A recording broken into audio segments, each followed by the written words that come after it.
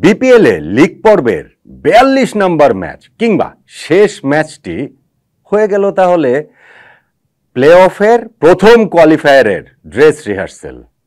শেষ ম্যাচটাতে মুখোমুখি হয়েছে যেই দুই দল, ফরচুন বরিশাল ও চিটাগাং কিংস। প্রথম কোয়ালিফায়ারও মুখোমুখি হবে ঠিক এই দুই দলই, কেননা পয়েন্ট টেবিলে এই দুইটা দল ১ নম্বর এবং ২ নম্বরে থেকে শেষ করছে। চিটাগাং কিংস এই লাস্ট ম্যাচটাতে ফরচুন বরিশালকে ২৪ রানে হারিয়ে পয়েন্ট টেবিলের ২ নম্বর জায়গাটা নিশ্চিত করেছে। ফরচুন বরিশাল এমনিতেই তারা ১ নম্বর পজিশন আগে থেকেই নিশ্চিত হয়ে তাদের রয়েছে, ফার্স্ট কোয়ালিফায়ার তারা খেলবে সেটাও নিশ্চিত হয়ে আছে।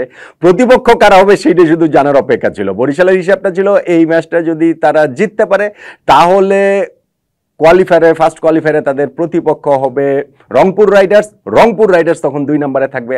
আর চিটাগাং কিংসের হিসাবটা ছিল ফরচুন বরিশালকে যদি তারা হারাতে পারে তাহলে পয়েন্ট টেবিলে তারা ২ নম্বরে উঠে যাবে, তারা ফার্স্ট কোয়ালিফায়ার খেলবে। এবং এক্স্যাক্টলি ফরচুন বরিশালকে হারিয়ে চিটাগাং কিংস পয়েন্ট টেবিলের টপ 2-তে থাকাটা নিশ্চিত করেছে। সেই জন্য আমি বলছি এই দুইটা দলে আবার প্রথম কোয়ালিফায়ারে মুখোমুখি হবে পরস্পরের। এই ম্যাচের যে রেজাল্টটা হলো সেটা কি একটুখানি চমক জায়গা নিয়ে। আপনি যদি ফরচুন বরিশালের হিসাব ধরেন তাহলে টুর্নামেন্টের আগের এই ১১টা ম্যাচে যে তারা ৯টা জিতেছিল, হেরেছিল কেবল একটা দলের কাছে, সেইটা রংপুর রাইডার্স। তাদের কাছে ২টা ম্যাচই তারা হেরেছিল। এখন তারা দ্বিতীয় আরেক দলের কাছে তৃতীয় আরেক ম্যাচ হারলো চিটাগাং কিংসের কাছে, এবং সেই চিটাগাং কিংসের সঙ্গেই তারা কোয়ালিফায়ারে মুখোমুখি হচ্ছে। চিটাগাং কিংসের জন্য এইটা একটা দারুণভাবে তারা টুর্নামেন্টে ফিরে এসে টপ 2-তে জায়গা করে নিয়েছে। রংপুর রাইডার্সের জন্য এটা বলতে পারেন ট্র্যাজেডি, কেননা প্রথম ৮ ম্যাচ জিতে প্রথম দল হিসেবে প্লে অফটা তারা নিশ্চিত করলো শেষ ৪ ম্যাচ হারার পরে, এবং অন্যান্য ম্যাচের রেজাল্টের প্রেক্ষাপটে তারা টপ 2-তেও থাকতে পারলো না, ৩ নম্বরে থেকে শেষ করলো। এখন এই যে ৪২ নম্বর ম্যাচটাতে এসে চিটাগাং কিংসের যে জয়, সেইখানটাতে আপনি টার্নিং পয়েন্ট কোনটাকে বলবেন?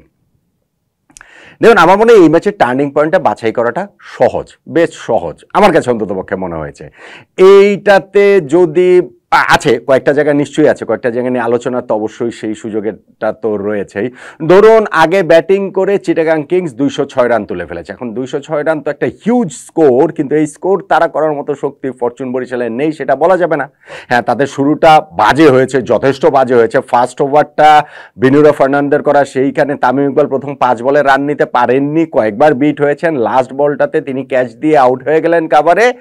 ফার্স্ট ওভারটাই মেডেন উইকেট হয়ে গেল, এবং তাওহিদ হৃদয়ের উইকেটটাও তারা পাওয়ার প্লেতে হারিয়েছে। পাওয়ার প্লের 6টা ওভারে তারা মাত্র ৩০ রান তুলতে পেরেছে ২ উইকেট হারিয়ে। যখন ২০৬ রান চেস করবেন তখন পাওয়ার প্লের এইরকম শুরুটা নিশ্চিতভাবেই ফরচুন বরিশালকে হেল্প করছিল না। এরপরে মুশফিকুর রহিমের সঙ্গে দাউদ মালানের পার্টনারশিপটা হচ্ছিল বটে। মুশফিক ১৩ রানের সময় একটা লাইফ পেয়েছিলেন। লাইফ বলতে হচ্ছে গিয়ে তিনি মানে একটা ক্যাচ তুলে দিয়েছিলেন বাউন্ডারির রোপে, পারভেজ হোসেন ইমন ক্যাচটা ধরেছিলেন, ধরে আবার বাইরে চলে যাওয়ার সময় আকাশেও এয়ারেও থ্রো করে ভেতরে এসে ক্যাচ কমপ্লিট করেছেন, কিন্তু ধরার সময় তার পাটা বাউন্ডারি রোপ টাচ করেছিল, ফলে সেটা ছক্কা হয়ে যায়। একটু এদিক ওদিক হলে মুশফিক ওই জায়গাটাতে আউট হয়ে যেতে পারতেন, কিন্তু ১৩ রানের লাইফ পেয়েও মুশফিক ২৪ রানের বেশি করতে পারেননি। ১০ ওভার শেষে গিয়ে দেখা গেল যে ফরচুন বরিশালের স্কোর ৩ উইকেটে ৬৭।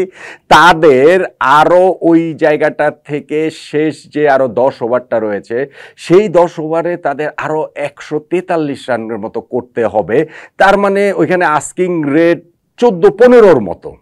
১১ নম্বর ওভার শেষে ৭৩ ৩ উইকেটে, ওইখানে তাদের হচ্ছে গিয়ে শেষ ৯ ওভারে আরও মানে ওই যেই আস্কিং রেটটা ১৪-র মতো করে ছিল, কিন্তু ওইখানটাকে পরপর ৩টা ওভার একটু খেয়াল করে দেখুন, ১২ নম্বর, ১৩ নম্বর, ১৪ নম্বর, এই 3টা ওভারে কিন্তু তারা ৪৯টা রান তুলে নিয়েছে। ১৪ রানের ওভার, ১৫ রানের ওভার, ২০ রানের ওভার হয়েছে। কিন্তু প্রবলেম যেটা সেটা হচ্ছে ১৪ নম্বর ওভারে লাস্ট বলটাতে আলিস আল ইসলাম উইকেট তুলে নিয়েছেন দাউদ মালানের, যিনি ৩৪ বলে ৬৭ রানের একটা দুর্দান্ত ইনিংস খেলছেন। তার চেয়ে বড় কথা, মোমেন্টামটা ওই সময় পুরোপুরি ফরচুন বরিশালের পক্ষে ছিল, এবং মনে হচ্ছিল যে এই পরপর ৩ ওভারে আস্কিং রেট যখন ১৫ করে, ৩টা ওভারে তারা ১৫-র বেশি করে ১৬-র বেশি করে রান নিয়েছেন, ৩ ওভারে ৪৯ রান হয়ে গেছে।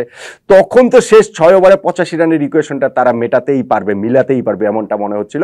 কিন্তু দাউদ মালানের উইকেটটা যে তুলে নিলেন ওইখানটাতে আলিস আল ইসলাম, সেইটা অবভিয়াসলি একটা টার্নিং পয়েন্টের দাবিদার। এখন শেষ পর্যন্ত তো ফরচুন বরিশাল হেরে গেছে, যদি ফরচুন বরিশাল জিতে যেত তাহলে দাভিদ মালানের রোলটা খুব গুরুত্বপূর্ণ হতো এবং গুরুত্বপূর্ণ হয়ে যেত 17 রানের সময় তার যে ক্যাচটা ফেলে দিয়েছিলেন সেই পারভেজ হোসেন ইমন, তিনি 67 রান করেছেন, তিনি যদি ফরচুন বরিশালকে জেতাতে পারতেন তাহলে ওই ক্যাচ ড্রপটা একটা খুবই টার্নিং পয়েন্টের দাবিদার ছিল। যেহেতু জিততে পারেনি সেহেতু দাভিদ মালানের উইকেটটা সেই দাবিদার, টার্নিং পয়েন্টের দাবিদার।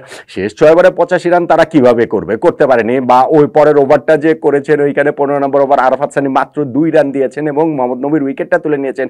শেষ 5 ওভারে 83 রান করতে হবে। মাহমুদুল্লাহ রিয়াদ ছিলেন, শেষ পর্যন্তই ক্রিজে ছিলেন, কিন্তু এই ম্যাচে অবস্থা থেকে জেতানোর সামর্থ্য তার আর নেই। 26 বলে 41 রানে যে ইনিংসটা অপরাজিত খেলেছেন তিনি, সেটাতে তার স্ট্যাটটাই আর একটু ভারী হয়েছে। দলকে জেতানোর মতো সেটা যথেষ্ট তো নাই। কোনো একটা সময় যে থ্রেট করবে যে প্রতিপক্ষকে ফরচুন বরিশাল জিতে গেলেও যেতে পারে সেই রকম ব্যাটিংও আসলে ওই জায়গাটা তো করতে পারে, বাট স্টিল আমি এই জায়গাটাকে আর টার্নিং পয়েন্টের হিসাবে এখানটা জানতে চাই না। দাভিদ মালানের উইকেটটা খুব খুব খুব গুরুত্বপূর্ণ। এখন 200 উপরে যে স্কোরটা করে ফেললো চিটাগাং কিংস, সেই জায়গাটাতে আসলে ওইখানেও তো সিগনিফিক্যান্ট ব্যাপার রয়েছে। পারভেজ হোসেন ইমন এইবারের বিপিএলে তার প্রথম 50 তিনি করলেন। 41 বলে 75 রানের একটা দুর্দান্ত ইনিংস, একটা ঝকঝকে ইনিংস তিনি খেলেছেন, যেই ইনিংসে 8টা ছক্কা তিনি মেরেছেন। সেটা তো রয়েছে ইনিংসের প্রথম, মানে ওই যে ওপেনার তিনি, এবং ওই জায়গাটাতে তার ইনিংসটা গুরুত্বপূর্ণ। আবার শেষ দিকে গিয়ে হায়দার আলী ও শামীম পাটোয়ারি যে দুইটা ইনিংস খেলেছেন, সেই ইনিংসগুলোও কিন্তু চিটাগাং কিংসের স্কোরটাকে 200-র উপরে পুশ করেছে। স্পেশালি শেষ 2টা ওভারে তারা 36 রান তুলে নিয়েছে, সেইটা ডিফারেন্সটা মেক করে দেওয়ার ক্ষেত্রে খুবই খুবই খুবই গুরুত্বপূর্ণ রোল প্লে করেছে। ফলে আপনি এই চিটাগাংয়ের ব্যাটিং ইনিংসের শেষ 2টা ওভারকেও টার্নিং পয়েন্টের হিসাবে রাখতে পারেন হচ্ছে গিয়ে পারভেজ হোসেন ইমনের ইনিংসটাতে পার্টিকুলারলি 6 রানের সময় তিনি একটা লাইফ দিয়েছিলেন, তিনি একটা সুযোগ দিয়েছিলেন। জেমস ফুলার বাউন্ডারি লাইনে দাঁড়িয়ে তার ক্যাচটা ফেলে দিয়েছেন। ওইখানটাতে 6 রানে যে লাইফ পেয়েছেন পারভেজ হোসেন ইমন, তিনি শেষ পর্যন্ত 75 রান করেছেন, 69টা রান তিনি বেশি করেছেন, এবং তার ইনিংসটা চিটাগাং কিংসকে শুরুতে ওই রান রেটটাও ঠিক রাখা, রানটা বাড়িয়ে নেওয়া, সব ক্ষেত্রে খুবই গুরুত্বপূর্ণ রোল প্লে করেছে। ফলে পারভেজ হোসেন ইমনকে 6 রানের সময় যে ক্যাচটা তার ফেলে দেওয়া, শেষ পর্যন্ত জেমস ফুলারই ক্যাচ ধরেছেন ইবাদতের বলে, কিন্তু ততক্ষণে তিনি 75 করে ফেলেছেন। তার ক্যাচ ড্রপটাকেও টার্নিং পয়েন্টের একটা দাবিদার অবশ্যই বলা যায়। তাহলে এখন শেষ পর্যন্ত কোনটাকে বলবো? আমার কাছে অন্যান্য সব বিবেচনা শেষে 2টা জিনিস খুব গুরুত্বপূর্ণ মনে হয়েছে এই টার্নিং পয়েন্টে। একটা হচ্ছে গিয়ে পারভেজ হোসেন ইমনের ক্যাচ ড্রপ, এবং আরেকটা হচ্ছে গিয়ে দাভিদ মালানের উইকেটটা তুলে নেয়া।